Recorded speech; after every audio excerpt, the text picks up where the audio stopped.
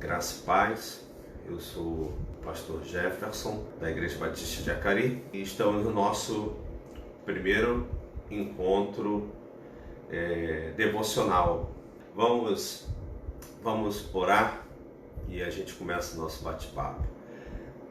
Nosso Deus e nosso Pai, em nome de Jesus, te agradecemos por esse momento juntos e pedimos a Deus a tua bênção, a tua unção, a tua santa capacitação para esta hora, para que entendamos a tua mensagem, para que com a tua sabedoria venhamos a praticá-la para a nossa felicidade, para a felicidade de quem está próximo a nós e para a honra e glória do Senhor. Oramos em nome de Jesus. Amém. Então, antes da gente falar da série em si, eu queria pontuar algumas coisas. Quem me conhece sabe, né, que eu gosto de pontuar pressupostos antes da gente começar. Então, eu tenho observado que a maioria das lives que alguns líderes, pessoas em si estão fazendo, todas elas giram em torno do coronavírus. Então, é como se o coronavírus fosse, ou a quarentena, enfim, o que rola no coronavírus, né? O que gira em satélite ao coronavírus, parece que é esse que move as pessoas. Então, as pessoas falando sobre várias coisas, profecias de Isaías, isso tem, confesso, me aborrecido muito, porque as pessoas parecem que têm um entendimento muito curto. Da Bíblia é fato. Percebo que primeiro o entendimento bíblico é ínfimo, é baixo, é quase no limite basilar da coisa. E, do outro lado, uma falta de compreensão histórica também muito grande, né?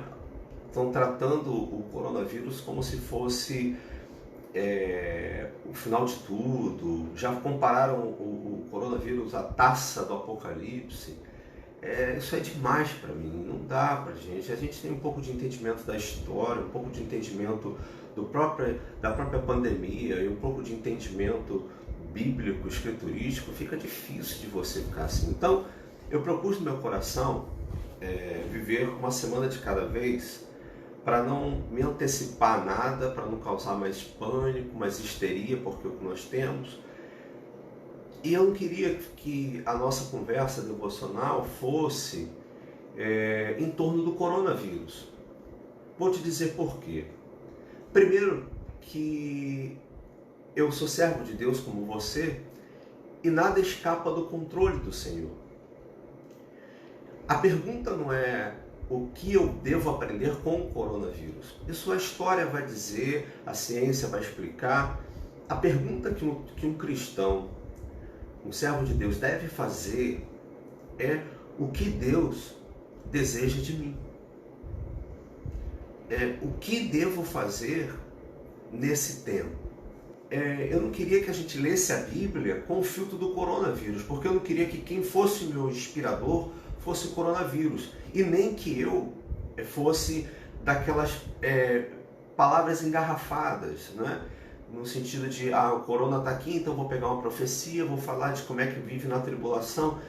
Acho isso tão baixo. Então, eu quero ser humildemente pensador acerca de mim mesmo. E aí, orando e pensando, passou um monte de coisa pelo nosso coração. É uma fábrica ininterrupta de ideias e sensações. E aí eu estava folheando a Bíblia na devocional e dei de cara com o livro do Êxodo. E aí o Êxodo me trouxe uma ponderação muito grande, porque eu falei: rapaz, há muitos anos eu já tinha feito um curso de especialização no Êxodo e cultura judaica, com um doutor em cultura judaica. E aí eu falei: rapaz, tá aí, eu tenho o lastro histórico do Êxodo, o livro do Êxodo, e vamos lê-lo.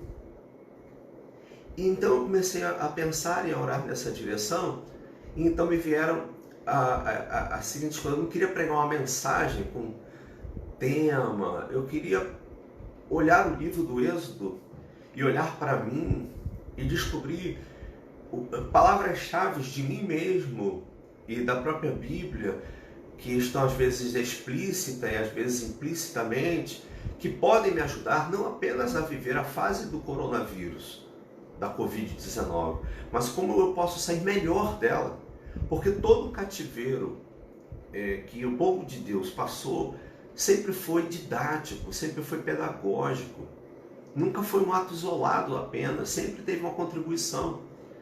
E aí chegamos até aqui. E por que palavras-chave? Palavras-chave é mais uma nomenclatura para dizer que são temas, uma virtude, uma ação que estão dentro do livro do Êxodo e que podem me ajudar a refletir, não é? Então, a minha proposta para essas quartas-feiras é que a gente caminhe aí, não é? Então, você que viu no Facebook a chamada, você viu lá nosso primeiro encontro das palavras-chave no Êxodo.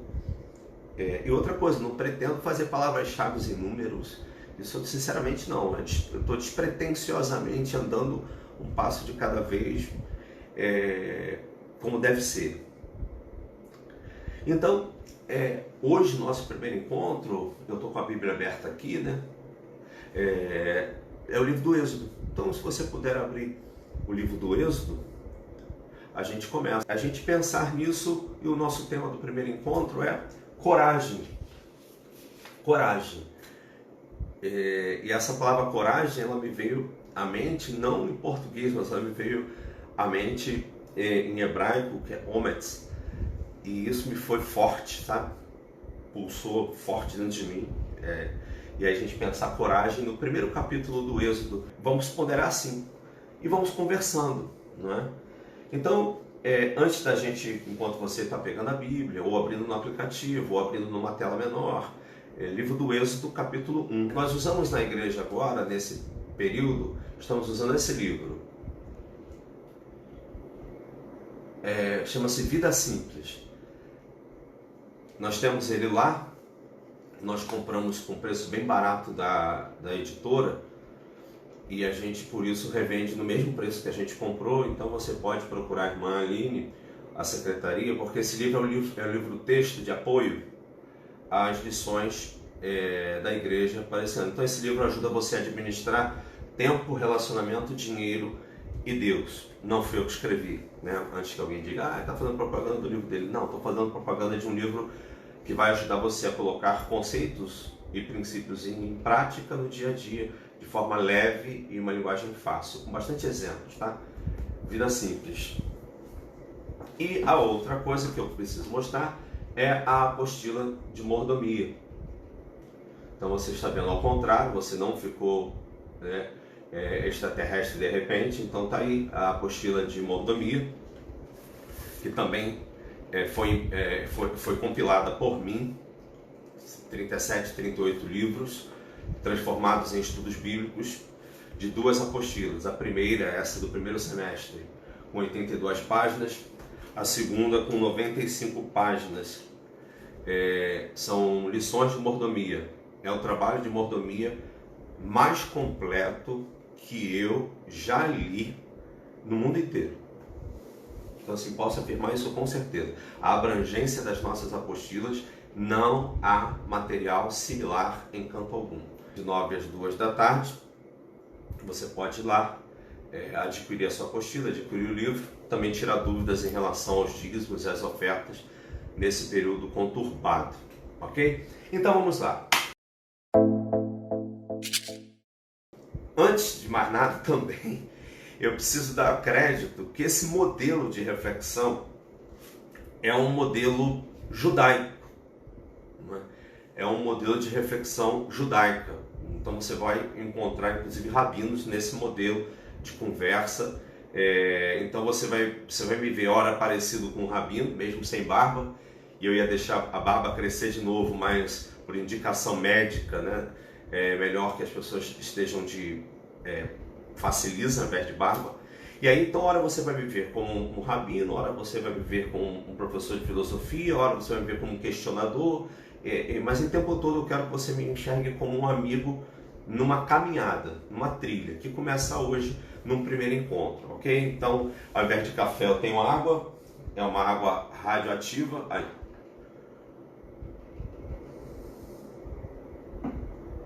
Então esse modelo é um modelo de ensino basicamente judaico. Então vamos lá. Êxodo capítulo 1, a palavra ometz, ou coragem. É legal falar sobre coragem porque a palavra coragem, ela vem do latim, né? Coractium, ou seja, a ação do coração. No francês também é corage, que também quer dizer a ação do coração. Santo Agostinho, ele falava algo bem interessante sobre coragem. Ele classificava a coragem, Pastor Samuel, graça e paz, bom te ver, Jeane, Deus abençoe. Santo Agostinho falava da coragem como virtude. Santo Agostinho, e mais tarde Tomás de Aquino também abraça essas questões, ele vai colocar a coragem como virtude, e ele fala sobre virtudes e vícios. Eu não vou entrar hoje, a gente pode marcar um dia uma aula para falar sobre virtudes e vícios, né? Mas hoje eu fico com a coragem. E Santo Agostinho, ele falava que as virtudes, elas podiam ser cardinais e teologais. As virtudes cardeais ou cardinais, para Agostinho, diferente das virtudes aristotélicas, né? Agostinho classifica como prudência, força ou coragem, temperança e justiça. Então apenas 4. Prudência, coragem, temperança e justiça.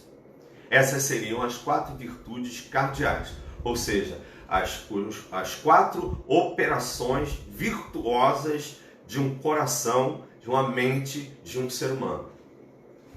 Do outro lado, ele apresenta aquilo que a gente conhece em 1 Coríntios capítulo 13, as virtudes teologais. Então essas virtudes cardeais, no trato da essência do ser, da ética, da moral, né? da prática do ser, e ele leva as virtudes teologais para o campo da transcendência. Irmãos e médios, Jatubá, graça e paz. Então, você é capaz de me dizer quais são as 3 virtudes teologais? Eu falei as 4 cardeais de Agostinho: prudência, coragem, temperança e justiça. E as teologais? Alguém arrisca?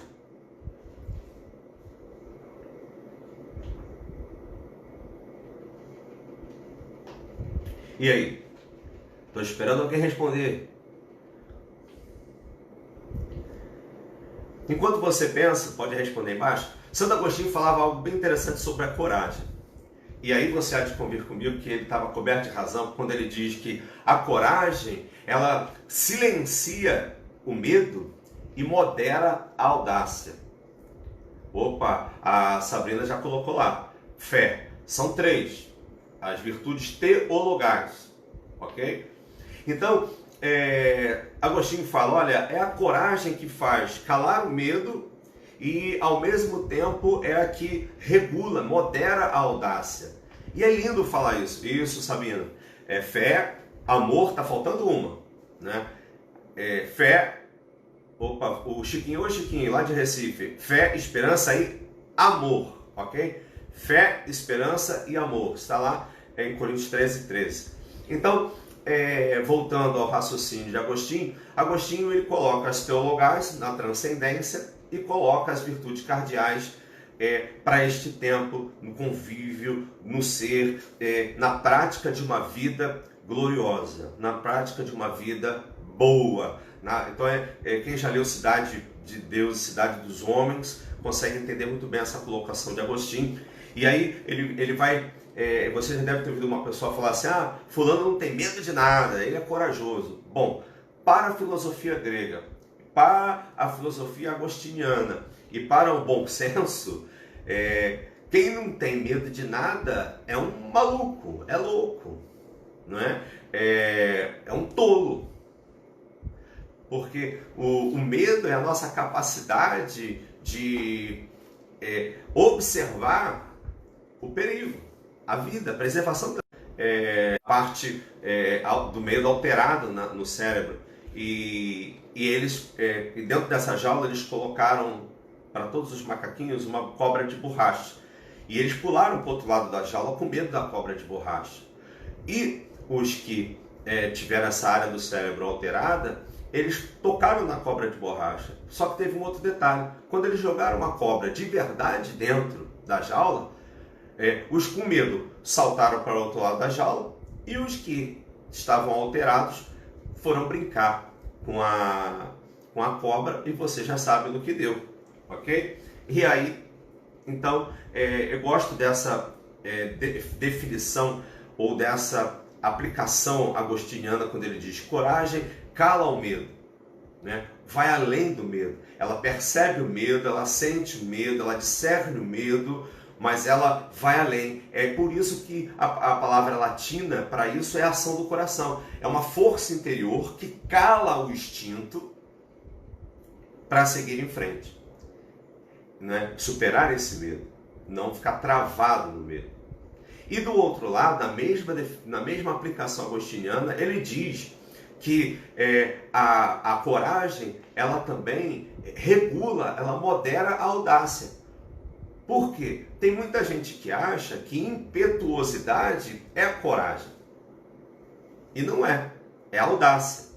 E aí, se ela não for regulada, e é preciso coragem para regular a audácia, assim como é preciso coragem para ser generoso, assim como é preciso... Ou seja, tudo que necessita de um freio, tudo necessita de força que venha de dentro para combater algo que possa estar dentro ou fora, é considerada por Agostinho coragem, a essência da força, ok? E aí, chegamos ao texto bíblico. O que isso tem a ver com a nossa história bíblica? Bem, dentro dessa realidade de coragem, eu quero analisar esse primeiro capítulo do Êxodo, bem interessante. E aí eu não vou entrar em conjecturas de data de escrita, qualquer Bíblia de estudo tem na internet, tem. A minha preocupação é um papo de reflexão sobre coragem, não bibliologia, né? Isso é outra aula. Hoje é um papo sobre coragem. Então, o que tem a ver o primeiro capítulo do Êxodo com o Omets, com a coragem? Tem a ver porque Israel, enquanto cativo no Egito, ele ficou submetido a uma série de circunstâncias exteriores e interiores que os colocou sob prova. E nós vamos ver ponto a ponto essas questões. Eu vou pontuar com você devagar, e aí você vai falando comigo, a gente vai estabelecendo esse diálogo, a gente vai construindo. Então vamos lá, vamos dar uma olhadinha no verso 1 ao verso 6, a primeira parte do texto. Então você vai ver aí, por exemplo, no capítulo 1, verso 1 diz: estes, pois, são os nomes dos filhos de Israel que entraram no Egito com Jacó, cada um entrou com sua casa. E aí você vai vendo as tribos, e aí eu quero chamar a tua atenção para o verso 5. Todas as almas, pois, que descenderam de Jacó foram 70 almas. José, porém, estava no Egito. Sendo, pois, José falecido, verso 6, e todos os seus irmãos e toda aquela geração, e aí entramos no verso 7, mas eu paro aqui no 5 com o 6. Olha que interessante. Então nós temos aí uma verdade. E a primeira coisa da coragem para a gente hoje conversar é que a coragem é necessária para mim e para você, porque é através da coragem que eu creio e espero nas promessas do Senhor. É necessário coragem para crer e esperar a promessa do Senhor ser cumprida. Ou seja, eu preciso de força que controle e que cale o meu medo para não deixar ir para o desespero, e eu aí faço qualquer coisa no desespero, e é necessário coragem também para bloquear a audácia que eu tenho de ser o Senhor da promessa. E aí essa história é bacana, porque no passado Deus chamou Abraão, e em Gênesis capítulo 12 você vai ver isso, Deus chamou Abraão para ser o abençoador de uma descendência de que viria uma multidão e que toda a terra seria alcançada por ele, né, pela bênção dele. E aí, de repente, você vê aqui na genealogia, no contexto do início do capítulo 1 do livro do Êxodo, que toda aquela promessa parece definhar. Você vê quantas pessoas entraram, foram morar com José do Egito. 70 pessoas. 70 pessoas é nada, filho. Nem festinha de criança mais você consegue 70 pessoas. Né? Então, olha que interessante, 70 pessoas, um núcleo familiar pequeno, não era nem um clã considerável, era um núcleo pequeno, agropastoril, pequeno. Aí vai para lá. E aí, perceba o verso 6. Sendo por José falecido e todos os seus irmãos e toda aquela geração. Olha que impressionante isso. Só entram 70 e, segundo o relato do Êxodo, passado um determinado tempo, e aí esse tempo entre a entrada de Jacó no Egito e a perseguição egípcia, são 115 anos. Em 115 anos, esse espaço de 115 anos, a promessa não foi vivida. Ao invés de influenciar as nações do mundo todo, lá estava Israel debaixo do fardo faraônico. E aí, pensando nisso, nessa questão da coragem, a gente pensa, a intenção de Deus com Israel sempre foi que ele fosse abençoado, próspero, felizes, fortes na terra. Mas olha que interessante, no meio desse contexto entre ser aquilo que Deus quer e entre ser hoje quem eu sou, existe um preparo. Deus está preparando a promessa, mas Deus também está me preparando para eu caber nessa promessa. Porque assim como eu sei, você sabe, Luísa da Penha, boa noite, Jane, boa noite, Mari, boa noite. Assim como eu sei, você sabe que a gente não é o mesmo.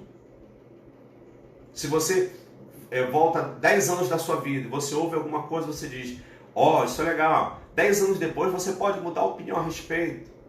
Então, Deus, ao mesmo tempo que Deus está preparando a promessa, mudando conjecturas, história, geografias, políticas, ao mesmo tempo ele está trabalhando no agente da promessa, no ser recebedor da promessa, de forma a cabê-lo de igual forma, porque para Deus não interessa que você vai ser bênção, você vai ser abençoador. Você vai ser abençoado, mas você precisa estar na dinâmica da bênção. E a dinâmica da bênção não é vem aqui tudo para mim e o que sobrar é teu. Não, na dinâmica do Senhor, essa democracia da bênção, o abençoado, ele tem um compromisso constrangedor de abençoar. Então, tem muita gente hoje que espera uma promessa, mas espera sentado, sem mudança interior. Daí a gente está conversando hoje, porque ao invés de ficar lendo o Salmo 23, em vez de ficar com água com açúcar, olha, no coronavírus para lá e para cá, eu particularmente quero saber o que Deus quer me ensinar, quem serei eu quando sair de toda essa crise? Quando o isolamento social passar, quem serei eu quando eu puder abraçar os meus irmãos na IBA? Quem eu vou ser quando eu puder subir ao púlpito de novo, presencialmente com os meus irmãos? Quem eu vou ser quando eu estiver aconselhando, quando nós estivermos no trato, no trabalho, em casa? Quem eu vou ser? Essa é a pergunta que muda o cativeiro. Então lá estava Israel no cativeiro. E olha que interessante. 115 anos. Nesses 115 anos, a expressão morre José e todos os irmãos é bem interessante. Agora olha que interessante. 70 pessoas entram no Egito. 115 anos depois, são 600 mil homens. Aí eu pergunto a você, quem é mais forte? Um exército de 70 ou um exército de 600 mil? Olha a proporção. Mas olha que interessante. Por que esses 600 mil não se rebelaram exigindo o direito da terra do Egito, por exemplo? lhes faltava força, o que Agostinho chama de coragem, o que na filosofia a gente aprende que é coragem, o que Spinoza chamava de potência, né, de força, né? Então, lá está, no ano de 1720 até 1590, os Hicsos dominaram o Egito. E aí a datação do êxodo passa por isso. Provavelmente, o faraó que morre, né, na época da perseguição é Ramsés II. Não é? E aí o povo está lá, concentrado, são 600 mil só homens. Porque no êxodo, e ainda hoje eu ouvi um rabino comentando sobre o povo do êxodo, e ele comenta que era, na minha perspectiva, sempre foi 2 bilhões e alguma coisa, ele pondera que tenha sido quase 3 milhões de almas no êxodo. E essas 3 milhões de pessoas submissas a um clã.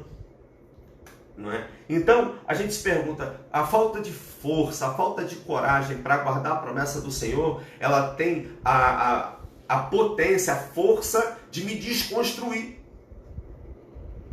Então, quando eu recebo a promessa, há dentro de mim uma vibração, uma força muito grande. Quando eu recebo a promessa, eu fico me achando. Poxa, Deus falou comigo, Deus me prometeu, eu vou ganhar, eu vou ser, eu vi. É só você ver mais ou menos a experiência do próprio José, quando recebe os sonhos. Ele corre para contar para todo mundo, e é feixe curvando, e é lua, e é sol, e eu estou no meio, eu estou no holofote, eu estou no pedestal.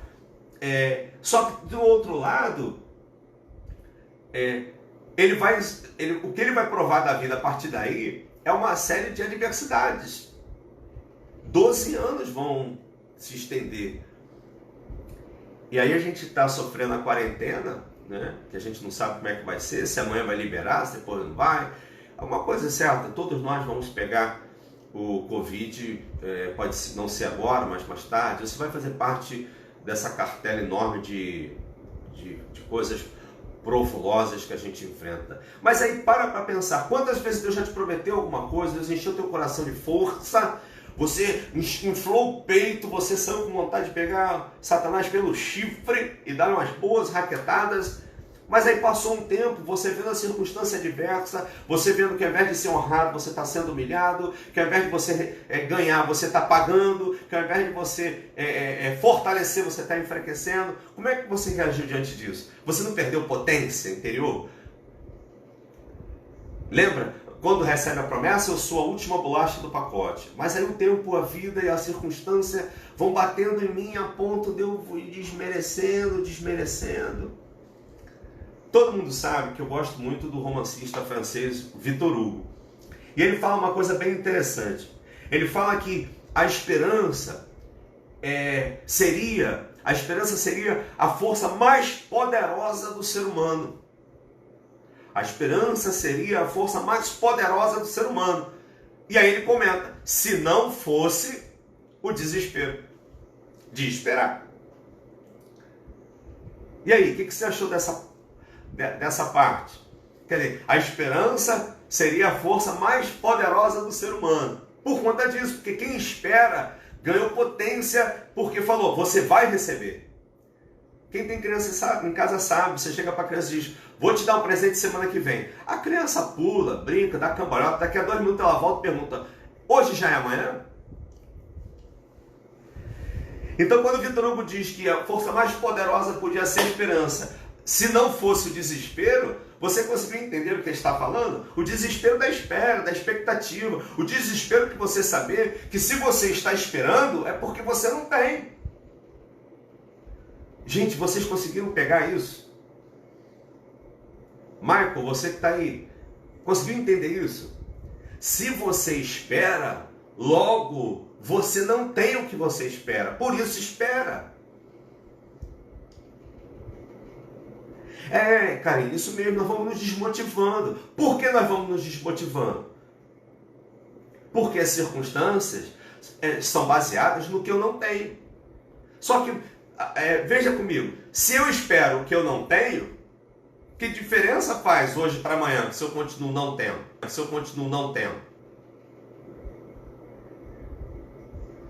E aí?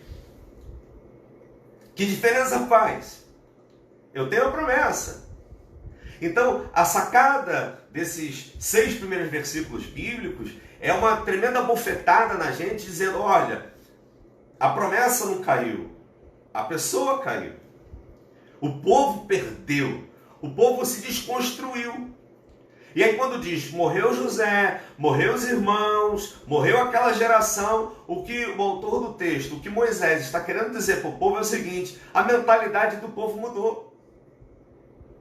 E aí, eu me lembro que a gente já conversou isso lá na igreja, sobre essas gerações, não é? Por que Eva, ela inicia o processo de queda? Por que Satanás vai até Eva? Porque a maioria de nós não tem uma verdade de Deus apropriadamente nossa, direta. A gente fica com o que falam de Deus. Deus tinha falado com Adão, ó, não pode essa árvore. E a hora que comer, morre. Adão fala com Eva. E daí Satanás vai até Eva, no argumento, vai dizendo, olha, ele disse isso, isso, isso. Dentro do coração de Eva, é fácil de saber o que ela pensou. Ela pensou, bom, ele não falou diretamente comigo, ele falou com Adão. Adão deve ter aumentado um pouco, então vou dar um crédito, vou pegar essa planta. E aí você vai perceber que muitos fatores de potência. Se eu perco potência na espera, se eu perco potência no aguardo da promessa, eu não terei habilitação para desfrutar da promessa. Então, eu vi algumas pessoas colocando aqui, a esperança não nos faz perder esperança. A esperança é a nossa capacidade pela fé de saber que nós não temos o que esperamos, mas que podemos esperar, porque quem prometeu é fiel para dar. Daí, Michael comenta, costuma vir a ansiedade. Ora, claro, a ansiedade é a angústia pelo porvir e sempre negativa. Então nós podemos dizer que a ansiedade é a pulsão. Aí a minha ansiedade vem à tona porque no raciocínio ansioso eu não tenho competência alguma para receber aquilo que me foi prometido. Então, como é que eu espero? Espero com coragem. E como é que eu espero com coragem? Eu espero ciente de que eu estou sendo preparado para o que vai vir.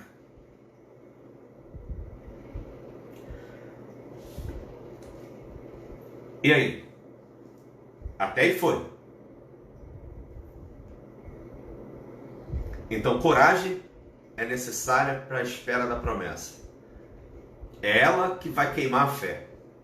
Então, a fé serão os lenhos colocados na fogueira e a coragem é essa fagulha e é esse vento que sopra suave, mas constantemente para manter a fogueira acesa. A Sabrina está falando, esperar traz inquietamento. Inquietamento, né? Deixa a gente inquieto. Mas e qualquer pessoa, mesmo nós, filhos de Deus, somos seres humanos e vamos ficar inquietos, óbvio. A palavra, você olha o texto bíblico, a palavra não vos inquieteis, ela não é dita para quem está fora, é dita para dentro. Não se inquietem. Né? Lembra de Mateus 6,33? Jesus dá uma aula de psicologia sobre vida ansiosa e ela é dada para discípulos. Né? E ele fala, não fiquem tão perturbados, tão inquietos como aqueles que não creem ficam. Eles não conhecem quem prometeu, vocês conhecem quem prometeu. Se conseguiram entender isso? Vocês conhecem quem prometeu, então espera. Deixa ele trabalhar, aprenda com as fases da vida, aprenda com os acontecimentos da vida, porque Jeová, o Eterno, ele trabalha didaticamente, ele vai nos preparando para estar onde nós vamos estar. E a maioria das pessoas não quer compromisso nenhum com isso. As pessoas querem poder ao invés de caráter. As pessoas querem bênção ao invés do Deus da bênção. Né? A espera é o preparo para receber o que está por vir. A espera é a fase do preparo. E aí, deixa eu finalizar esse ponto, pegando o que a Paty comenta. A espera é o tempo de preparo, quer eu queira ou não. Quer eu queira ou não. Ok? Quer eu queira ou não. Não tem jeito. Você já teve que fazer uma prova para a qual você não estava preparado? Aí o professor ficou com pena e falou assim, olha, vamos suspender a prova porque o Jefferson não se preparou? Ou ele lascou a prova e você se virou? A vida é isso. E a vida ainda tem uma crueldade muito grande, porque a vida ela só vai dar a lição depois que a prova termina, né? Ok? Vamos lá. Até aí foi? Então, entendeu? Tem alguém aí no grupo aí? São 93 pessoas. Tem alguém aí esperando uma promessa? Então, olha o meu poder de captação energética. Se você está esperando a promessa, é porque você ainda não tem o que está esperando. Acertei?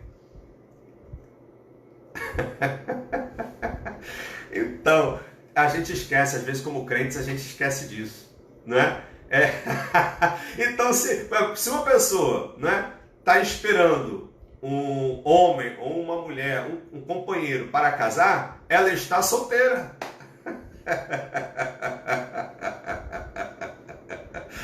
Se o desempregado tem fé e recebeu a promessa de que vai receber o emprego, ele está hoje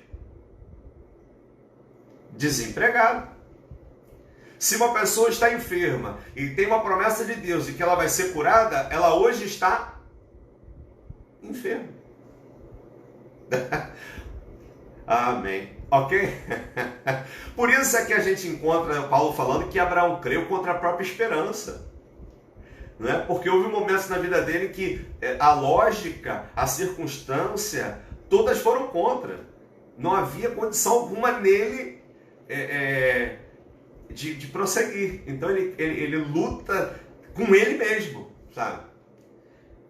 Passou direto o comentário do Michael, não deu para eu entender o que ele falou sobre a teologia da prosperidade, mas passou direto, então eu não consegui pegar. Não é? Karina fala de como distinguir. Karina, as promessas de Deus, elas quando são prometidas de forma direta, não precisa distinguir não. É uma pancada que você recebe que não tem jeito. O homem pode te fazer rir, te fazer chorar com discurso, pode tirar teu dinheiro, pode te convencer de vender um produto, mas quando Deus fala com você, você treme por dentro. A voz do Eterno é incomparável, é insondável. Só quem já teve essa experiência sabe muito bem. E do contrário, se não tem uma promessa específica a meu respeito, eu tenho promessas gerais ao meu respeito na Escritura. Como, por exemplo, Jesus disse, eu estarei convosco todos os dias até a consumação dos séculos. Isso é uma promessa geral. E que às vezes, quantas vezes eu e você já nos sentimos sozinhos, sendo Ele aquele que está comigo. Ok? Sigamos. Vamos embaixo. Vamos agora dar uma olhada do verso 7 ao verso 14.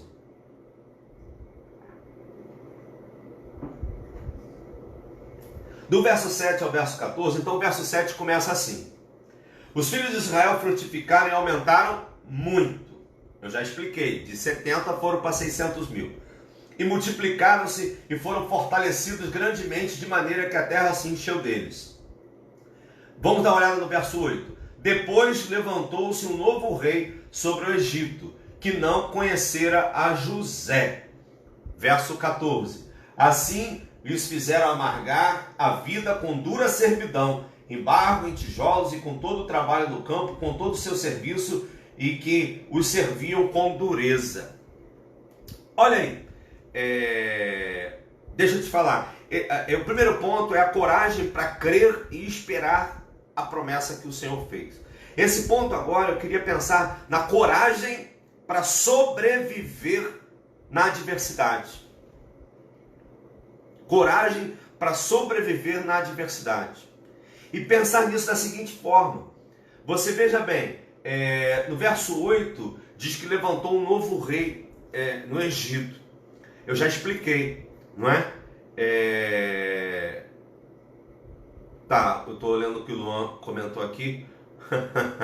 Então, ele foi marcado para ontem, desde ontem foi mandado embora, mas foi cancelada por causa da pandemia. E aí, me desesperar ou me esperançar? Eu prefiro ficar com a definição de esperançar, porque você vai ver que o desespero, ele causa em você um estreitamento lógico, uma angústia espiritual e descontrole orgânico.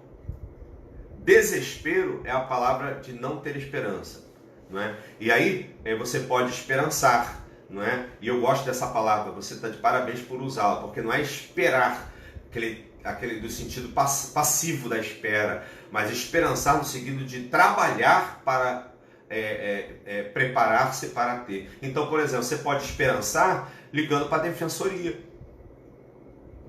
Pública, para o Ministério do Trabalho, para saber informações, ok? Vamos voltar aqui ao ponto 2, coragem diante da adversidade. Então, no verso 8, você percebe que a narrativa diz, levantou-se um novo rei. Observação importante, pastor Samuel está vendo aí, o cara é um fera, é um craque das escrituras, então ele sabe, e para você e para mim, que estamos ainda em curso, esse novo rei dá aí para nós entendermos que não é um rei da linhagem Ixa, não é? Ou um rei egípcio pastoral, como era. Provavelmente esse rei é um rei que vem ele é a centésima, é a 19ª dinastia. Então ele é um faraó de 19ª dinastia, então sem nenhum laço cultural com as heranças agrárias do Egito. Então ele é um cara que vem para marretar, é um cara que vem com uma visão verticalizada do poder. Então ele vem massacrando, e aí chegamos, por conta desse novo rei, inicia-se um novo processo para Israel. Então se já estava ruim na mão do Ixiso, que botava os caras para trabalhar não pagando nada, só dando comida, cevada e tal. Agora, quando ele diz que no verso 8, chegou um outro rei, e esse rei não conhece José, não está nem aí para a lei de Deus, não está nem aí para a promessa de Deus, é um cara que parece que caiu de paraquedas do inferno para estabelecer um outro tempo. Então, olha que interessante, né? Daí a partir do verso 9, ele vai marretar o povo de Israel. E ele não vai marretar o povo de Israel porque é Israel, ou são os hebreus, como é melhor falar hebreus, né? Ele não vai marretar os hebreus porque são hebreus, ele vai marretar o pobre, o fraco, o escravo. Para ele, escravo tem que morrer, sabe? É uma coisa meio... Algumas empresas fazem com estagiário, né? Então, esse novo rei, ele é um camarada avesso a tudo isso, e ele é um opressor. Agora, olha que interessante. Israel tem a promessa de uma terra prometida, né? De uma terra que manda leite e mel, de uma terra fértil, de uma terra segura, de uma terra para si, não é? De uma terra para amar, de construir nação, identidades e tal. E agora ele está aqui debaixo de um novo rei. E aí é interessante, porque quanta gente deposita na promessa divina lastros históricos. Ou seja, agora fulano de tal é presidente, as promessas de Deus vão se cumprir. Meu irmão, quem prometeu foi Deus. E Deus tem uma agenda que nenhum homem ou outro ser domina. Deus, ele tem em si mesmo a soberania, a supremacia, a primazia. Isso significa que ele é insondável. Só o que sabemos dele é o que ele permite que a gente saiba. Entendeu? Romanos 8, 24, 25. É isso aí, Ana. Então, repara esse novo rei, ele traz aquela questão, agora é novo, vai ser bom. Nem sempre. Há conjecturas terrestres que passam por nós e que nos escapam percepções espirituais. E que não adianta ficar conjecturando. Não, esse novo rei, ele por acaso está em conjunção com Mercúrio, com Saturno, ele é regido por Íris. Quem esse cara é? Não interessa. Eu não tenho que estar preocupado com isso, eu não tenho competência para isso. Agora, eu como servo de Deus, eu tenho que saber ler a mim mesmo e a minha história. Então, se Deus manda e permite, porque Ele permite, nada escapa do controle dele. Deus não saiu para tomar um café. Deixa eu falar uma coisa para vocês. Deus não é Morgan Freeman. E nem o Todo-Poderoso, o Bruce, está lá. Quem está lá, assentado no trono, no centro de controle operacional do universo, é Deus. E ninguém tira Ele de lá. E Ele não cochila, Ele não dorme, nada escapa ao seu comando, poder e ciência. Então, se Deus permitiu que esse novo rei viesse para fazer o que fez, destruir, oprimir, massacrar, a pergunta não era, deixa eu ver se esse rei ele é circuncisado, deixa eu saber se ele tem conexões familiares. Não, a pergunta de Israel teria que ser, por que nós ainda precisamos ser amassados? Então deixa eu te falar uma coisa, se o deserto que você está enfrentando está demorando muito para passar, significa que você ainda não está aprendendo a lição. E quanto mais repetente, maior é o deserto.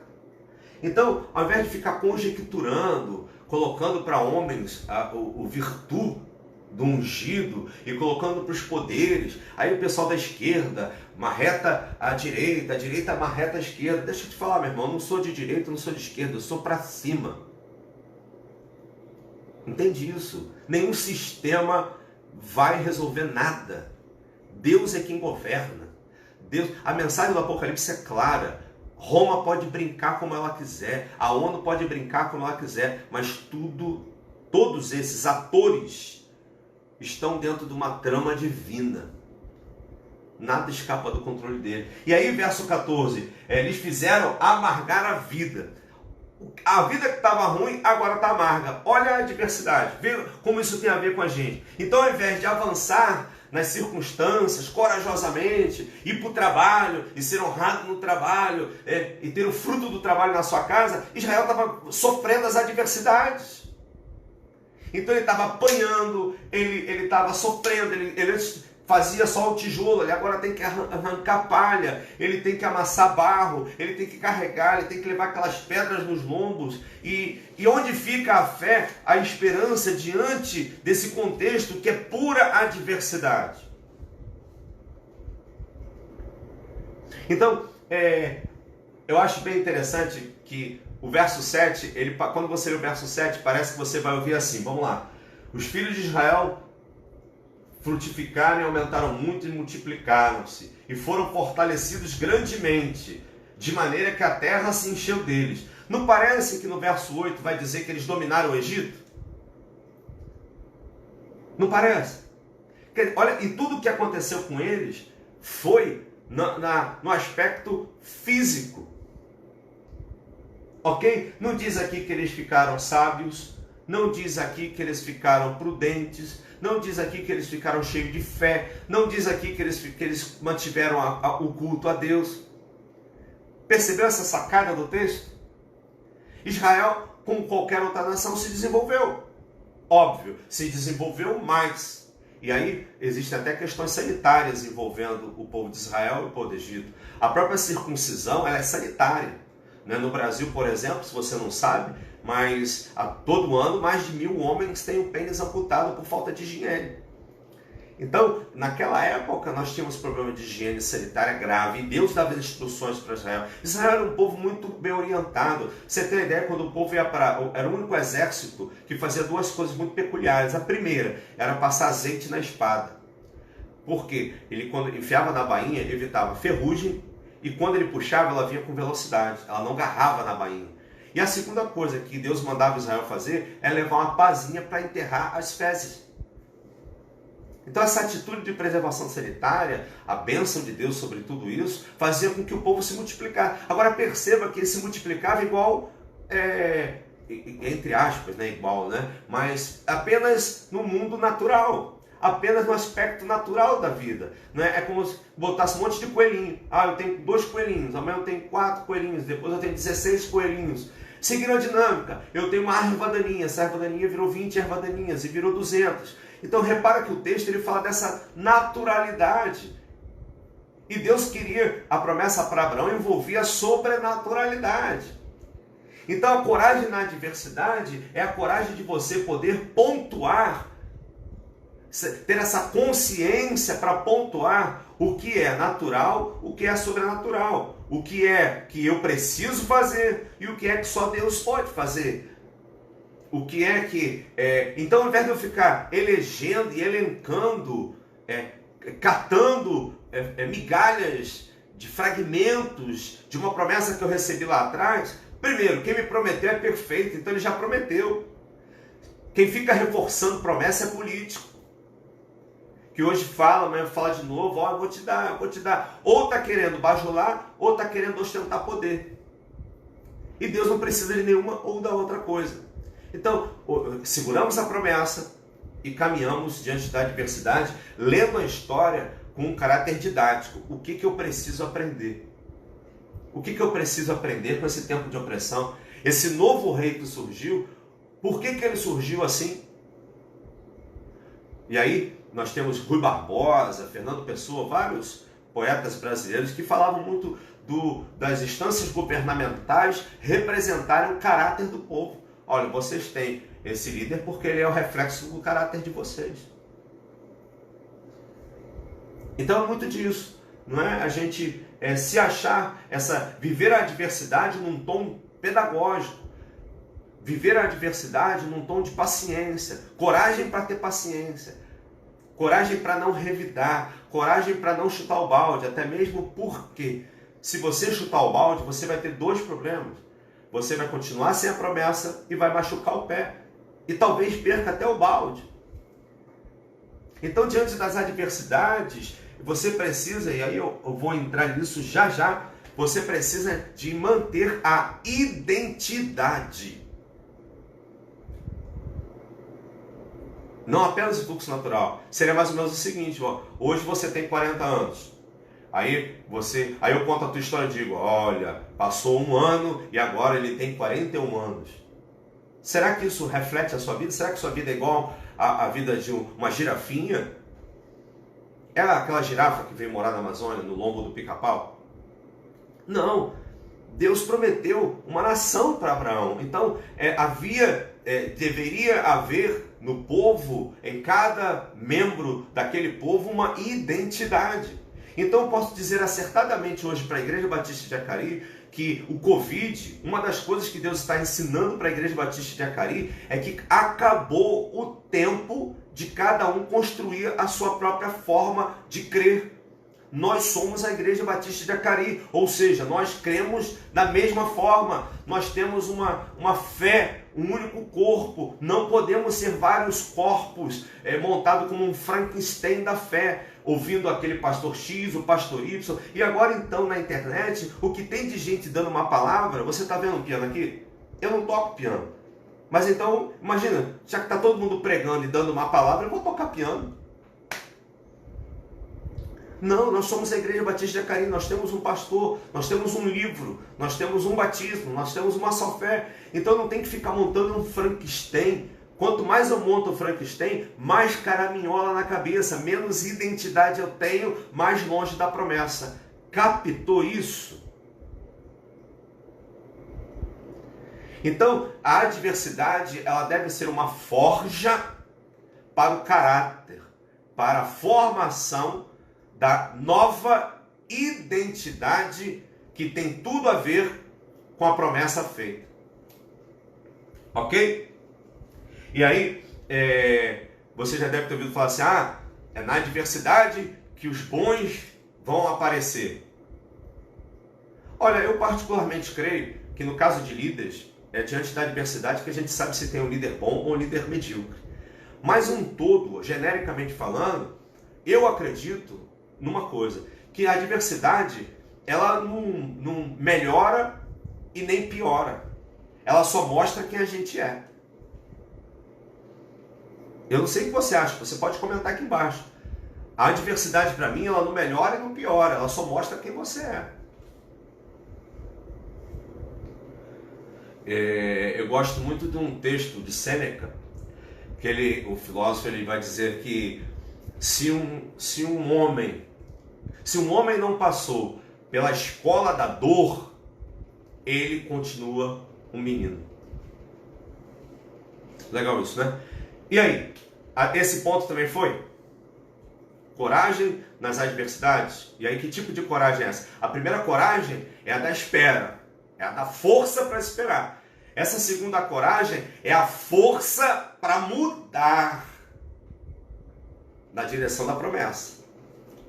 Aí eu pergunto, falem aqui comigo no chat, você conhece muita gente hoje que diz assim para você: olha, eu preciso mudar meu caráter para ser o melhor cristão, para receber a promessa do Senhor.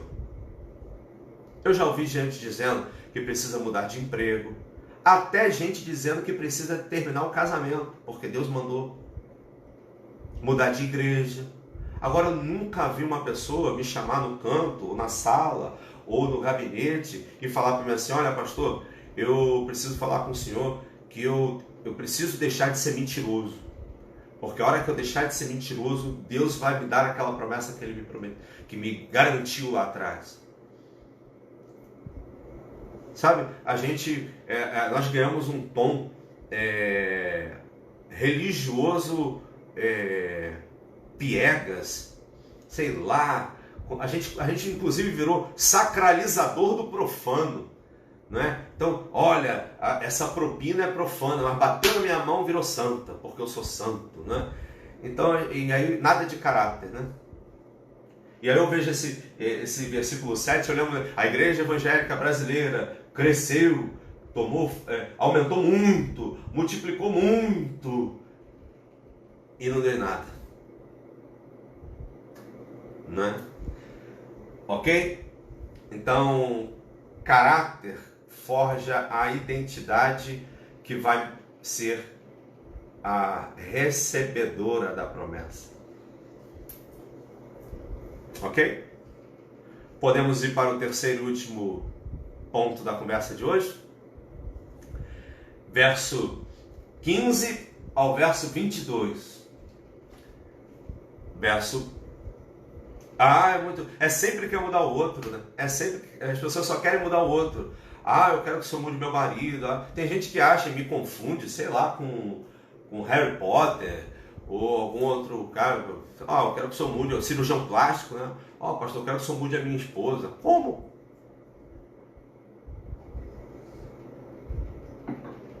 Já dá trabalho me mudar? Nunca mudarei o outro. Nunca. Nós não temos essa capacidade. Esse, inclusive, é um pressuposto da terapia. De qualquer terapia, seja ela física, fisiológica ou emocional. Se a pessoa não se vê como doente, ela jamais vai se submeter à terapia. E é aquilo que eu falo sempre: enquanto o prazer for maior do que a dor, não tem melhora, não tem tratamento, não tem busca, é tudo mentira, é tudo falsidade, é tudo falácia religiosa, é tudo versículo de Facebook aí, é tudo historinha, não tem nada certo, né? Então a gente quer até que Deus mude, mas a gente não muda, né? Vamos lá, verso 15 ao verso 22, eu vou ler o 21 e o 17.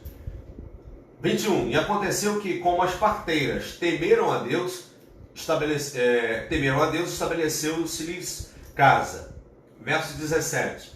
As parteiras, porém, temeram a Deus e não fizeram como o rei do Egito lhe dissera. Antes conservavam os meninos com vida.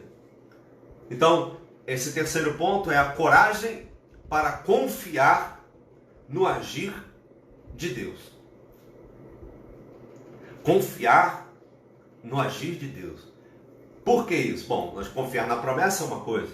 Ele falou, eu acreditei, né? Marquei na minha agenda e aquilo ali passa a ser um marco para mim. Então, se Deus diz para mim: olha, eu vou, daqui a algum tempo, eu levarei você para morar na França. Então, eu anoto na minha agenda e me matriculo no curso de francês. Entendeu? As adversidades, bom, eu tenho que ganhar o suficiente para transformar em euro, para poder viver lá, tenho que arrumar emprego lá, então aí eu fico desempregado no Brasil. Olha as adversidades. Vem o coronavírus e eu tenho que continuar crendo que eu vou para a França, eu tenho que continuar pegando o meu carro, pegando meu ônibus, ou pegando meu metrô, indo para o curso, me aperfeiçoando, me preparando para a França, porque quem me prometeu foi Deus. A adversidade eu já falei. E agora o terceiro ponto, confiar no agir do Senhor, significa que eu preciso crer que mesmo nas adversidades, que mesmo com a história trabalhando contra, que mesmo que o tempo trabalhando contra, mesmo que tudo conspire contra, eu preciso ver, eu preciso crer, eu preciso discernir que Deus está agindo o tempo todo. Eu não sei você, mas você já teve a sensação que Deus colocou você em stand-by? Com aquela luzinha vermelha do aparelho? Fala assim, peraí, deixa eu dar um stand-by no Jefferson aqui. Vou atender todo mundo, vou fazer isso, mas o Jefferson fica aqui no stand-by, daqui a pouco eu volto. Não é? Então, às vezes a gente tem essa perspectiva de que Deus ficou chateado com a gente, botou a gente no stand-by, né? Deu uma senha e a gente fica lá na espera. Não, o homem faz isso, mas Deus não tem esse tipo de trabalho. Deus não trabalha dessa forma. Deus é um ser tão poderoso nele mesmo, né, que ele trabalha em dimensões plurais. Ele é um superlativo, né? Então tudo que ele faz é tão superlativado é. E aí, coragem para confiar no agir de Deus é bem interessante. E eu fico com essa versão das parteiras, que esse novo rei era um novo rei brabo. E aí o texto me diz que ele chama ele percebe que que o povo hebreu cresce muito. E aí o que ele faz? Ele dá um comando, ele diz, olha, vamos deixar as meninas, tudo que for menino mata. E é bem legal, a gente não sabe se essas parteiras eram hebreias, possivelmente não, possivelmente eram egípcias mesmo. E outra coisa, você vai ver no texto que ele cita o nome de duas parteiras, né? E essas duas parteiras, por exemplo, está no verso 15, né? Sifra e Puá. Como duas parteiras ia dar conta de 600 mil homens, né? 600 mil mulheres e gerando 600 mil crianças. Então, o que se dá para entender é que uma vez ele tenha colocado uma espécie de gestora ou duas gestoras de partos, né, para gerenciar parteiros. E essas parteiras, elas tinham a obrigatoriedade de matar esses meninos. E essas duas parteiras, elas fazem assim, nós não vamos fazer isso não. E o verso 21 diz que elas não fizeram porque elas tinham um temor a Deus. E é bem interessante que a gente não sabe bem que tipo de temor é esse Deus. Talvez seja o que alguns consideram, algumas linhas de interpretação, que inclusive eu gosto, é que elas tenham temido um ser superior, pela crueldade de matar crianças. Não necessariamente o Senhor, mas a ideia delas de um Deus hebreu que iria castigá-las por matar crianças. E aí, elas, nesse exato momento, elas abrem olha como é interessante. Quer dizer, o que estava ruim ficou pior. Ou seja, fundo do poço tem subsolo. Eu fico ouvindo as pessoas falando assim, pastor, agora ficou tão ruim. Agora, que não vai piorar e piora. Vou te dar um exemplo. Lembra quando a gente começou 2020, a gente falou assim, olha, ainda bem que 2019 acabou, não foi? E aí? E 2020? Então o que está ruim pode piorar. Então na narrativa do texto você vê uma piora das adversidades. Agora não mais trabalho forçado, não mais a saúde indo embora, não mais as condições fornecidas pelo Egito, mas agora também nós temos o infanticídio estatal. Então o que está ruim fica pior. E aí olha que interessante, no meio disso tudo, qualquer pessoa que não tivesse conhecimento da promessa iria falar, agora lascou. Porque não só está acabando com o passado, que morreu com José e os irmãos, perceba isso. Perceba isso.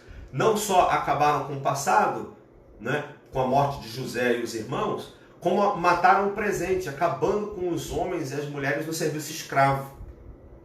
Agora eles também estão acabando com o futuro. Porque as meninas vão ser vendidas como escravas e os meninos estão sendo mortos. Ou seja, para um judeu e para qualquer povo, quando se perdia um menino nessa época, se perdeu a família. Então perceba que a adversidade, ela acabou com a raiz histórica deles e agora estava acabando com os sonhos deles. Então qualquer pessoa desesperada tentaria criar um motim no Egito, tentaria fugir do Egito, mas não aguardar a provisão de Deus. E aí eis que, de repente, duas parteiras de nome feio, Sifra e Puá, decidem, na sua consciência, não brincar com um Deus hebreu, que os próprios hebreus esqueceram. Olha que interessante. Essas duas mulheres, então, elas abrem uma brecha na ordem de Faraó. E nessa brecha nasce Moisés. Percebeu? Que coragem para confiar na agir de Deus é confiar que nenhum fator, que nada pode impedir o que ele prometeu. Que nada, não há um opositor do tamanho de Deus para fazer isso. Então olha que interessante, o rei, o faraó, que todo mundo esperava que esse faraó fosse ser amigo dos hebreus, ele veio destruindo tudo. Se o passado já estava derrotado na morte e no luto de José e dos irmãos, o presente estava destruído na mão de um fascista, de um terrorista. E agora o futuro dos sonhos está perdido, eles estão vendo as crianças sendo mortas. Mas no lastro de tempo e de história, e aí eu paro e falo do Cronos e do Kairos. Você tem ouvido muita gente falar de Cronos e Kairos. As pessoas falam assim, a gente está no Cronos, que é a cronologia, que é o tempo contado, passado, presente e futuro, não é? E o tempo de Deus é o Kairos, é a eternidade. Bom, a expressão Kairos, no grego, usada por Paulo, inclusive, muito bem, não tinha essa perspectiva de que é um outro tempo. O Kairos para Paulo, o Kairos é o tempo oportuno, é o tempo que Deus toca no tempo. Então, quando você nasce, né, você é concebido, você é gerado, você tem um nascimento, um percurso e a morte. Você sai da história. E toda vez que Deus toca na tua história, dentro desse tempo histórico, é o Kairos. Então podemos traduzir Cronos como a história, o tempo histórico. E o Kairos como as intervenções, o tempo certo de Deus para cada coisa que Ele deseja. Então eu gosto muito disso, porque você vê a ordem do Cronos, a ordem da história era matar as crianças. Aí Deus toca o dedo lá e abre uma brecha histórica, nasce Moisés, o libertador. E aí pensar algumas coisas nesse ponto. Eu anotei. Primeira coisa é o seguinte: quando a gente repara esse povo de Israel, eles já tinham perdido o passado, estavam sem perspectiva no presente e agora perdem o futuro, não é? Agora preste bem atenção. Quando o medo me domina, ou seja, quando eu perco a coragem de resistir ao medo, de ir além do medo, quando o medo me trava, eu educo o meu instinto e as minhas emoções a ceder espaço para o medo. E quando a gente desiste de confiar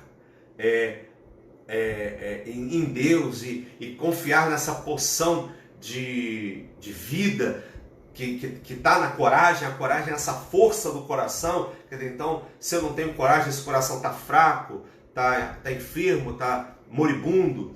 Então, quando eu desisto de ter coragem, que eu já perdi no passado, então eu fiquei com medo do meu passado, eu não quero olhar porque ele aponta para o luto. Eu tenho medo do presente porque ele é opressor. Eu tenho medo do futuro porque eu tenho medo de sonhar, tenho medo de arriscar. Quando você está nesse ponto da vida em que o medo domina você, eu te garanto uma coisa: você vai perceber que a tua vida vai matar mais do que a morte.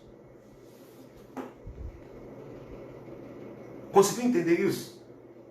A sua vida vai ser uma espécie de cemitério, com lápides de sonhos não realizados, de amores não confessados, de lutas, de conquistas não lutadas ou conquistadas, desculpe a redundância. A sua vida vai ser um conjunto de lápides maior do que a do cemitério, porque no cemitério você vai ter uma lápide só.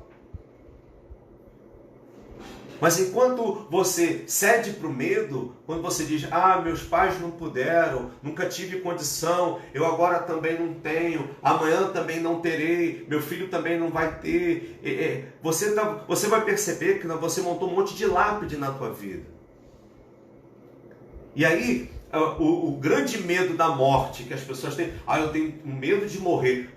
Na verdade já está morta, já está na vida, já morreu e não sabe. Então essa ponderação que eu queria fazer com você sobre essa coragem de esperar o agir de Deus.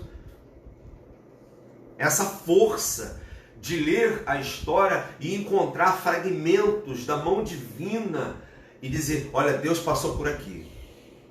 Né? Então hoje, por exemplo, eu vejo muita gente que é muito boa de ir atrás de profecia, de revelações, de adivinhações, de prognóstico. Depois você leia adivinhações e prognósticos na Escritura e me diga se é bom ou se é ruim. E poucas pessoas capazes de ler a própria vida, né? De ler, e não é apenas o vitimista que perdeu a força e a fé, porque o vitimista ele terceiriza. Não é? Ele terceiriza a culpa. Eu estou falando da própria pessoa, que ela olha para ela e fala, não tenho condição. Eu desisti. Eu sempre tenho ímpeto, mas eu não vou à frente porque eu não tenho coragem de arriscar, eu não tenho coragem de lutar, eu não tenho coragem de me enxergar. E aí, eu já falei, né? Que você acaba morrendo mais na vida do que na morte. E aí outra coisa bem interessante, e aí a gente fecha o ciclo das 3 pontuações, né? Quando eu aprendo a desistir, quando eu aprendo a ceder espaço constantemente para o medo, eu na verdade estou perdendo a minha identidade. Eu estou perdendo a minha identidade. Quando eu vou cedendo para o medo, eu vou me acomodando a quem eu sou, acomodando ao que eu tenho, acomodando a vida, tirando da vida a beleza da existência e ficando com uma vida uma espécie de monumento e não um movimento. E aí quando eu perco espaço, sucumbindo ao medo, perdendo identidade, normalmente quem perde a identidade vai ter sérios problemas de aceitação pessoal, vai ficar carente da aprovação de outros e o pior, quem não tem identidade normalmente vai ser o que um abusador disser que ela é. E esse abusador pode ser o faraó, pode ser um líder religioso, pode ser um cônjuge, pode ser um filho, pode ser o patrão, pode ser um político, pode ser a TV, não importa. Pode ser até que sejam todos esses juntos. Quando a crise de não ter uma identidade forjada na coragem está estabelecida, você vai ser essa pessoa que vive mal. Né? Então pondere sobre isso. E o que acontece com Israel é isso. Eles perdem a identidade total, eles perdem um vínculo com o passado, muito claro. José não tinha que morrer? Tinha, mas em ele morrer e eu esquecer quem ele foi é uma diferença muito grande. Não é? Entre os irmãos de José morrer e eu esquecer o legado deles, isso significa que eu não tive coragem de sustentar o legado. Então não tive coragem para encarar o meu passado, não tive e não tenho coragem para enfrentar as lutas do presente e já comecei a me despedir dos sonhos, ou seja, eu vou ser o que os outros disserem para eu ser. E aí você para ver essa geração de hoje como está. Ela é o que os outros dizem que ela é.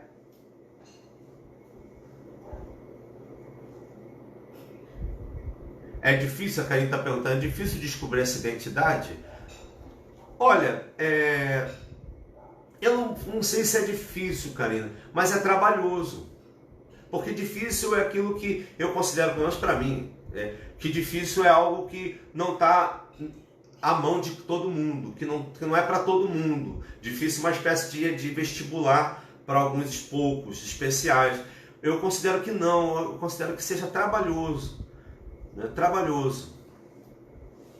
Pode ser o amigo, pode ser, o amigo pode dizer quem você é. Tanto é que você vê, como é que é o nome daquele bicho que aparecia? Momo. Ah, o Momo vem, aí os pais, não, a culpa é do Momo. A culpa não é do Momo. A baleia azul e tantos outros, não é? Então, a gente fica carente de que os outros digam que a gente é. E isso aconteceu com Israel, com os hebreus. Eles perderam a identidade. Então chegou um novo rei que falou para eles, vocês vão ser agora massacrados. Eles abraçaram o massacre. E aí, uma vez que eu abraço o massacre da minha vida, eu não me espanto de ver meus filhos sendo massacrados não, porque a violência que me é imposta já se acomodou em mim. Eu não sou um ser que mereço passar pelo que eu estou passando. Né? E a Mayara coloca aqui, nossa identidade precisa estar em Cristo. Olha, a nossa identidade, ela, como cristãos, ela passa pelo Cristo. Ou seja, é o princípio da mordomia. Deus me criou para um propósito e por conta disso, eu conhecendo os princípios da minha criação e os propósitos da minha criação, eu vou administrar melhor a minha vida. Portanto, saberei quem sou. Então, a nossa identidade, para ser equilibrada, deve passar por Cristo. Né? Então, conseguiram perceber isso? E se você for no livro dos Juízes, isso fica ainda mais clássico. O que aqui levou 115 anos, no livro dos Juízes ele leva em torno de 20 anos. É sempre assim, Israel esquece quem é, começa a pecar, passa pelo sufoco, Deus levanta um juiz, o povo vence o inimigo, o povo se arrepende, vence o inimigo, esquece, o juiz morre, esquece quem é Deus. É esse ciclo. Né? É esse ciclo. Então, a pessoa tem que identificar e buscar a identidade de Cristo. Realmente é trabalhoso, mas não é possível. Bom, não confundam identidade cristã com identidade pessoal. Né? Eu preciso me reconhecer como um salvo em Cristo, o fruto do Espírito, tudo isso. Mas eu também preciso me conhecer como pessoa. Né? Como pessoa. E isso passa do físico ao emocional, não é? Vamos lá, Michael, não apenas pelo lado espiritual. Cuidado, não há compartimentos dentro da gente. Isso aqui é espiritual, isso aqui é emocional, está tudo num bolo só. Cuidem do emocional. Michael, pastor, é como aquela frase do Michelangelo sobre tirar do mármore. Isso, Michael. Quando o Michelangelo para de frente com uma pedra de mármore, isso dizem que foi ele, né? Essas lendas, né? E perguntam para ele, você não vai trabalhar na pedra? Ele falou assim, não, vou tirar Davi de dentro da pedra. Não é?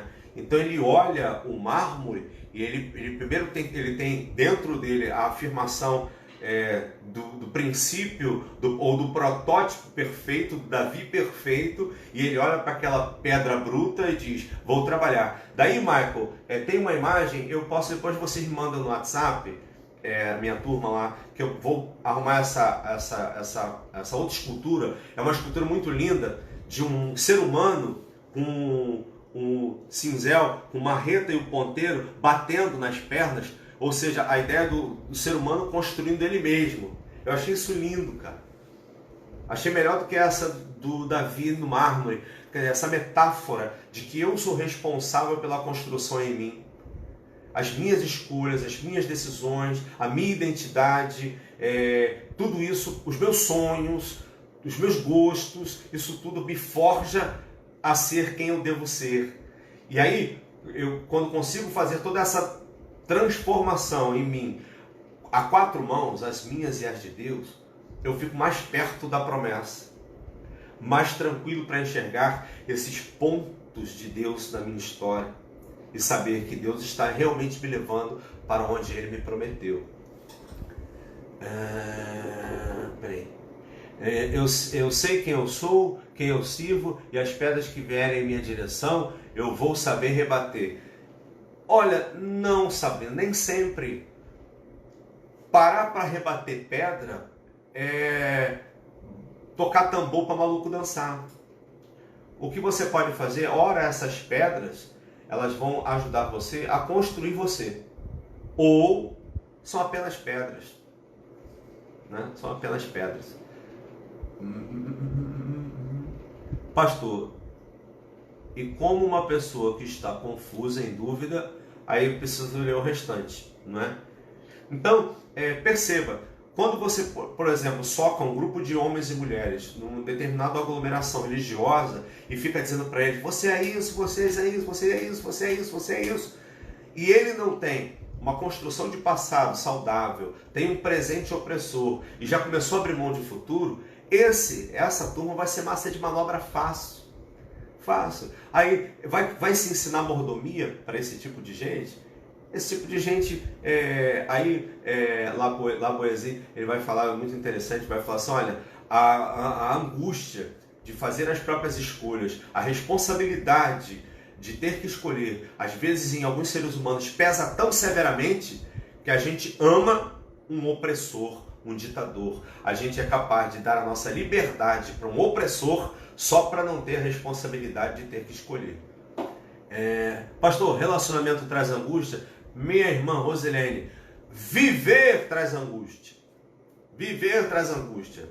E quanto mais consciência, mais angústia, viu? Os ignorantes não são angustiados, viu? Os mais sábios são sempre os mais angustiados, os que têm discernimento, né? Ian, o processo de construção da identidade é gradativo? Sempre. Sempre. Sempre. Estamos em constante transformação. E outra, Ian, não apenas gradativo, gradual, passo a passo, mas também é sazonal. Ou seja, quando eu sou adolescente, a minha capacidade de identidade é uma. Quando eu for jovem, eu tenho uma outra dimensão. Enquanto solteiro, uma dimensão de identidade. Enquanto casado, uma outra dimensão de identidade. Quer ver um exemplo de formação de identidade que hoje quebra-se muito na internet? A dimensão do privado e a dimensão do público. Eu não tenho mais esse controle do que é privado e do que é público. Quer dizer, o que é íntimo está na internet, está no WhatsApp, o que é público está dentro da minha casa, está mandando em mim, na minha esposa, no meu relacionamento. Então, isso também passa por aí. Ok? Vamos em frente. Então, para a gente concluir o papo, não a conversa, mas para concluir essa meditação sobre coragem, sobre omets, a força, o coração que vem de dentro, aquilo que explode com potência, que me faz acordar de manhã, encarar metrô, encarar Covid, encarar a internet, poder parar aqui com vocês, aquilo que me leva para lutar em direção à promessa, para concluir. O livro do Gênesis só está começando, você já viu quanta coisa. A história do Êxodo, que é a história de Moisés, que é a história da formação da identidade dos hebreus em Israel, em nação, ela nos mostra que a esperança, ela se estabelece pela coragem. E aí, volto ao início com Santo Agostinho, que ele dizia o seguinte: a esperança tem duas filhas lindas, uma chamada indignação e a outra chamada coragem. A indignação me ensina a não aceitar as coisas como estão, e a filha chamada coragem me faz mudá-las. Não é bacana isso? Então, apesar do caos da história, apesar de um passado de dor, apesar de um presente opressor, de um futuro quase abandonado, eu continuo acordando e crendo e ansiando, desejando e lutando para que todas as promessas de Deus a meu respeito se cumpram exatamente como Ele as prometeu. Que eu esteja preparado para recebê-las. Que eu seja tão somente tudo aquilo que Ele sonhou para eu ser, quando me permitiu viver. Ok? E aí? Vamos conversar mais um pouco então?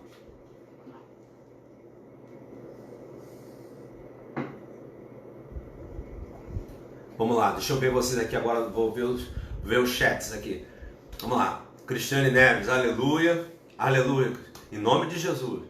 Rose Boixá, glória a Deus, amém, em nome de Jesus. Sabrina, amém.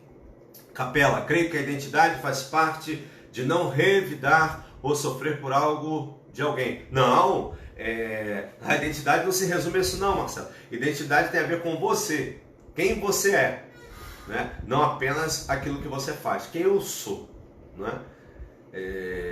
Não apenas o que você faz. E aí, como é que foi? Fala comigo a respeito da coragem. Acrescentou? Então, vamos lá, esse modelo de conversa tá legal, tá do tamanho certo, tá ajudando. Reparou que a gente não ficou falando que o Covid não é o canhão propulsor da nossa conversa, o canhão propulsor da nossa conversa é o Espírito, é a palavra. Nesse exato momento que a gente está aqui, a gente nem parou para pensar nisso, a gente foi para outro campo. Eu, pelo menos, parece que eu estou em outra dimensão, não é? Meditando nas Escrituras com vocês dessa forma, sem que o meu agente catalisador seja o Covid, mas o meu agente catalisador é uma vontade grande de ser corajoso para me indignar e para mudar o que posso mudar e para lutar por mim mesmo, para que as promessas que Deus tem preparado para mim caibam em mim, que eu seja esse receptáculo tratado e não somente limpo, né? Não somente usado, mas aprovado para receber graça de Deus. Coragem para mudar, coragem para ser generoso, coragem para poder confrontar, coragem para poder não desesperar, coragem para não entrar em histeria, né? Coragem para eu entender o caos na ótica divina, que embora isso tudo aqui tenha ficado loucamente perdido, há um Deus sentado no trono e que já colocou o dedo dele, né? Para que a gente enxergue que a graça depois disso, de toda essa bagunça, que a graça o tempo todo e que depois disso há uma promessa. Passar por esses dias, como por exemplo o irmão Luan, que perdeu o emprego, né? Saber e ele ser encorajado pelo Espírito a ter coragem de acreditar e de permanecer acreditando até que o novo emprego, porque ele não ficou desempregado, ele está trocando de emprego, né? O Mauro Henrique Soares, o que o Senhor diz, estamos em constante aprendizagem, toda honra e glória para sempre, amém. É verdade. E aí, falando sobre os judeus têm, eles consideram mestre, a palavra hebraica para mestre significa aluno o tempo todo, né? O mestre é aluno o tempo todo. Sabrina e Eduardo, muito bom esse papo, Deus continue te usando, pastor querido, amém, obrigado a vocês também. Hoje aprendi que se tenho coragem, não preciso temer as adversidades. Deus prometeu, Ele prometeu, fica firme que não vai mudar. Cristiane Santos, coragem para encorajar. Boa essa, hein? Coragem para encorajar outros. Isso. Coragem para não desistir. É isso, minha irmã. Coragem não apenas para não desistir, mas coragem para ir além, chegar lá, não é? Coragem para não desistir é pouco. Coragem para chegar lá, né? Coragem me faz amadurecer. A coragem, tem um livro inclusive do Paul Tillich, que é um existencialista, que é uma leitura até um pouco complicada, que ele fala que tem que ter coragem para ser, né? Porque não é sem coragem quem eu sou, né? Sem coragem quem eu sou. Eu penso que isso é muito bacana, porque as crianças, quando estão balbuciando, elas falam não com muita facilidade. As primeiras coisas que elas falam, elas negam muito. É coragem para confronto, né? A questão do complexo de Édipo, de Eletra, a formação do indivíduo é a formação na negativa, a formação do oposto, do confronto, né? Coragem para confrontar. Rapaz, essa geração mimimi não quer confronto, não. Toda mudança traz medo. Isso, Miriam, toda mudança traz medo, mas é preciso coragem. Ou você muda, ou você vai ter uma lápide na vida. Tem que mudar. Por exemplo, viver esse momento aqui com vocês e pregar no domingo para um templo vazio, não é, pela internet, isso tudo tem que ter coragem. Não pensa que é fácil. Não pensa que não há temores em mim, não há coisas em mim, não há angústias em mim nesse processo todo, né? Há contas a pagar, há famílias a sustentar e há todo um imprevisto pela frente. Mas a coragem me faz avançar em segurança, na certeza de que eu estou dando o meu melhor. Eu não estou dando um jeitinho ou fazendo o que dá. A coragem me faz engatar 100%. Eu, nesse momento, eu sou 100% vocês aqui, né? Coragem não é ausência do medo. É verdade. Quem não tem medo é tolo, né? Mas é a ação de enfrentá-lo. É isso aí. É a capacidade que eu tenho de ponderação e de confrontação. Eu não quero lápide na minha vida, não. É isso mesmo. Uma só tá bom e mesmo assim ninguém lê a própria lápide, né? Da mesma forma que nunca nenhum usuário de caixão ligou para o serviço de atendimento reclamando do estofamento interno, né? Não é verdade? Então é isso mesmo. Eu também não. Às vezes, infelizmente, às vezes as pessoas colocam lápide nas nossas vidas. Um pai, uma mãe, um cônjuge forçam a gente a abraçar lápides, dizendo, não, você nasceu para ser assim. Coisa nenhuma, quem me fez foi Deus, só Ele pode dizer o propósito da minha existência. Descubra quem você é, o seu propósito, é isso aí. Palavra abençoadora, descubra quem você é. Eu não peguei, Pati. Descubra quem você é e seja, não vi. Ok. Almir, é o Júnior. O medo faz parte do processo da coragem. Claro, né? O medo, na verdade, ele é instintivo. Guarde isso. O medo é instintivo. Todo ser humano tem. Até bicho tem. Né? Eu vi um vídeo há poucos dias de um cara com uma ratazana numa gaiola. Ele foi com um facão, com uma peixeira, pegar a ratazana partiu para cima de dentro da gaiola.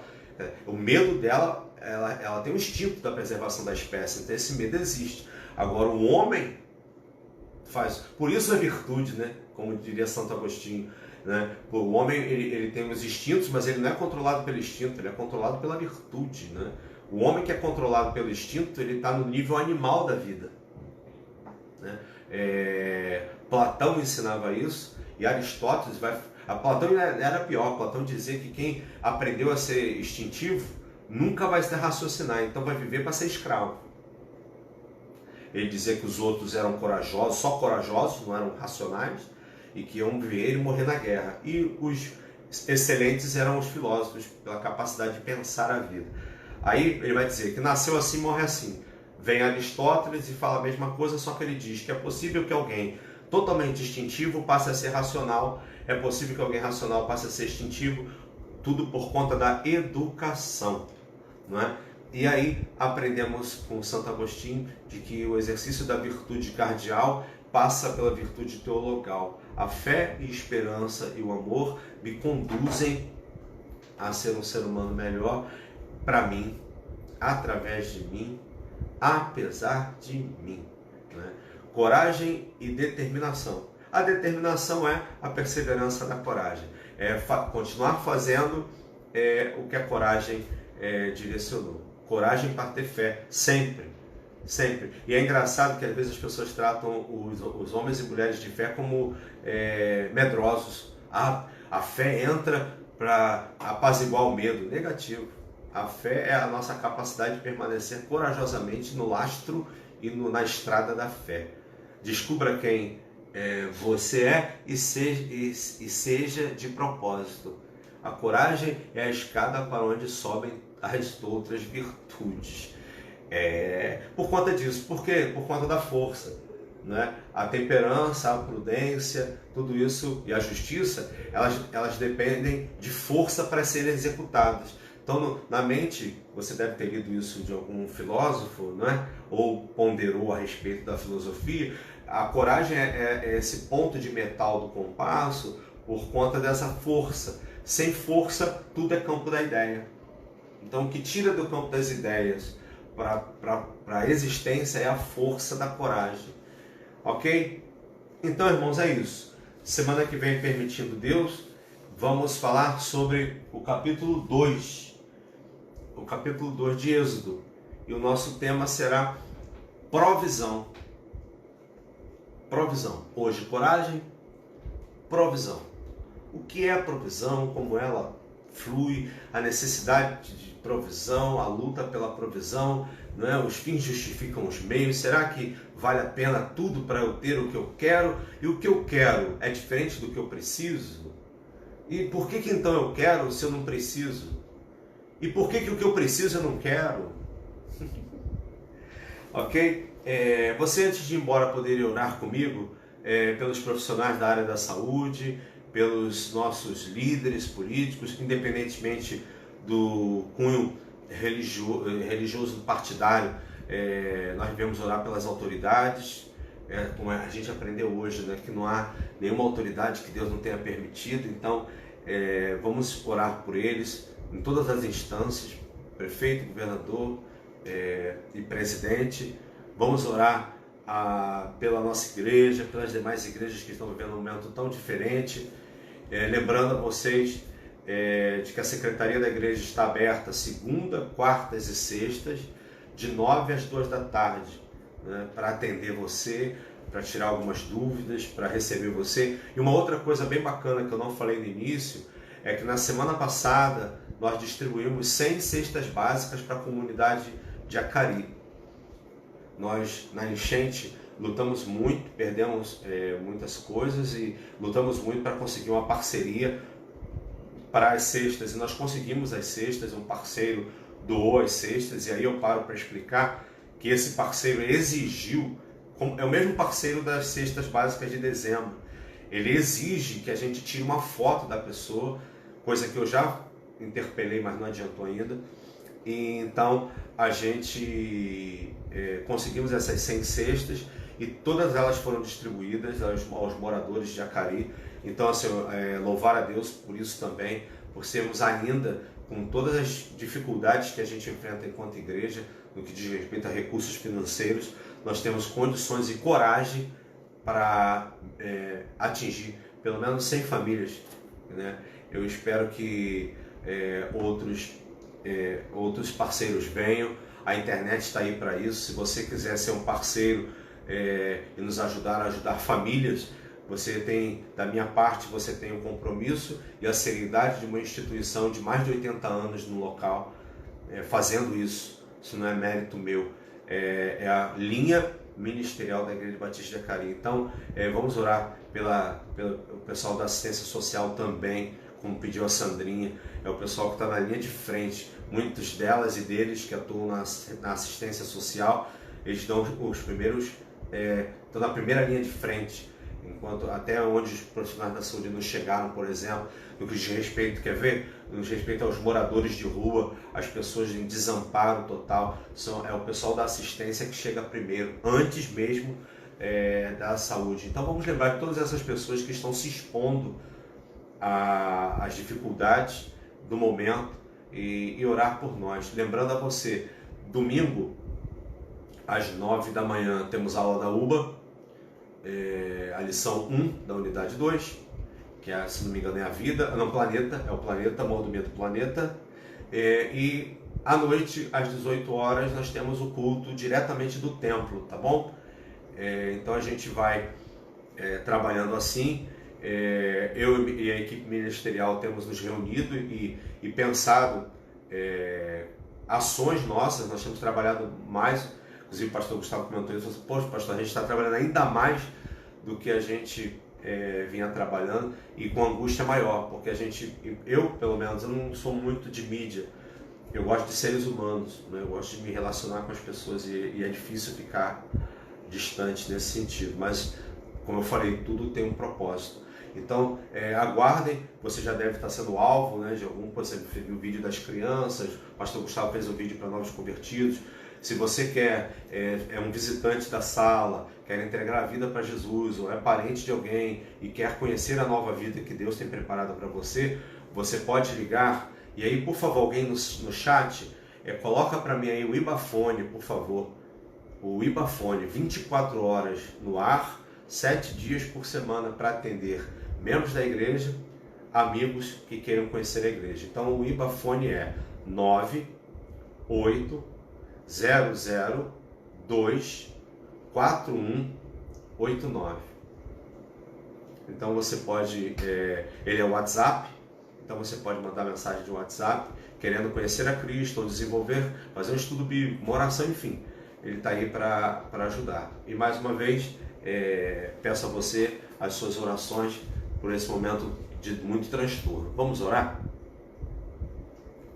Senhor, em nome de Jesus, eu te agradeço por esse papo ter fluído com graça e em verdade, e por o Senhor ser o catalisador, o provocador desse papo, e não as circunstâncias da vida.